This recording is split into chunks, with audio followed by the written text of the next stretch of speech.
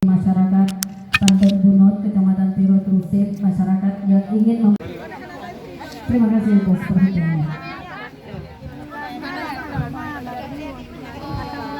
Sederalun ratusan warga di pedalaman di Gampung Panton Benot, Kecamatan Tiro Pidi, mengikuti pemeriksaan dan perobatan gratis pada kegiatan bakti sosial TNI KB Kesehatan tahun 2020.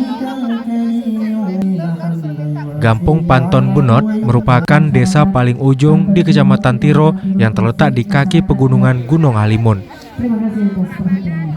Panitia menerjunkan sekitar 15 petugas kesehatan dengan pelayanan meliputi tensi darah, pemeriksaan dokter, dan pemberian obat secara gratis. Bakti sosial TNI KB Kesehatan tahun 2020 di Pidi juga dirangkai dengan hiburan berupa penampilan tarian anak-anak dari Gampung Panton Benot. Dari Sigli, Muhammad Nazar, Serambi On TV.